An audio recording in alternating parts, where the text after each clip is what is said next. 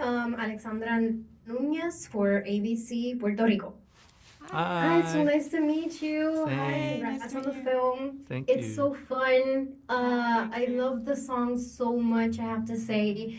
I want to start with you, Maggie. I mean, let's talk about K-pop. I mean, it's more than just like this musical movement. It's visual, it's emotional, it's storytelling.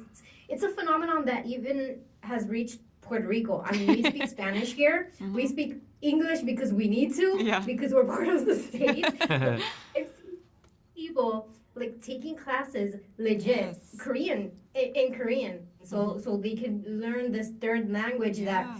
I don't even know how it got here. So Yeah. how do you stay balanced between those lines when directing it or writing this movie that's very specific to the K-pop Yeah. culture, but it's also universal? How do you do that?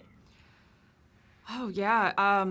It was a lot of pressure to make something in the K-pop world, of course.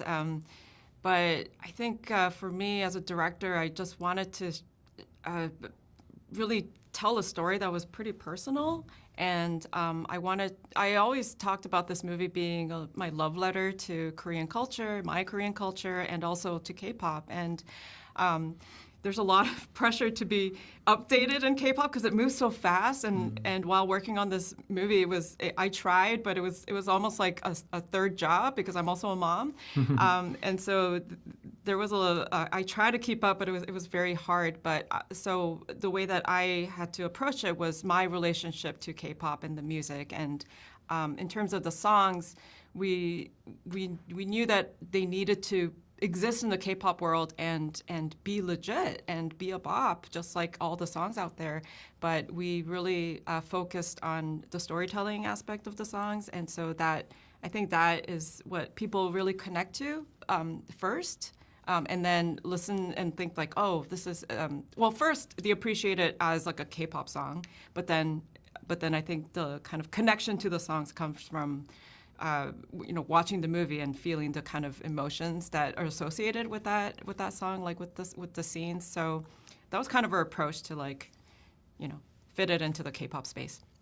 How does that work? Do the songs come first, or does the story come first, or do you work on it simultaneously and then figure out how it goes together? How does that work? Yeah. Yeah, an incredibly complicated, stressful combination of forth. back and forth. Yeah. Yeah. And sometimes like figuring out like the Golden Song, it was like a light bulb moment where like, oh, in a movie that's not an origin story, this is our chance to tell the origins of these three girls because we don't have screen time for it anywhere else.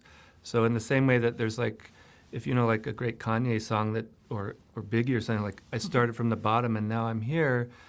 It was like 2 minutes of screen time that needed to be a pop song, and suddenly we're like, oh, it's also our exposition for the movie. And anytime we could crack the code there, it felt like we were operating like at the level we needed for all of this stuff to fit in 85 minutes. Yeah.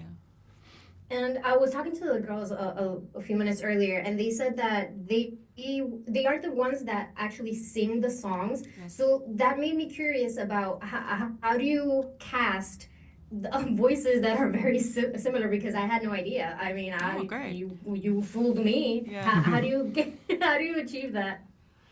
I think in the casting, I can't wait for our voice cast and our vocal cast to meet because they are all they all very much feel like their characters. Yeah. So I think they all brought that kind of specific personality to each of their respective characters. So it just, I don't know, kind of naturally happened that way. And so we were very fortunate, to build this cast. Yeah. Well, I think the audience is the fortunate one. Yeah, we're the fortunate ones. Oh, So thank you thanks. so much for your time, and congrats. I can't wait for this film to come out on Friday. Thank you. you. Thank you so much. Thank you. Bye-bye. Bye.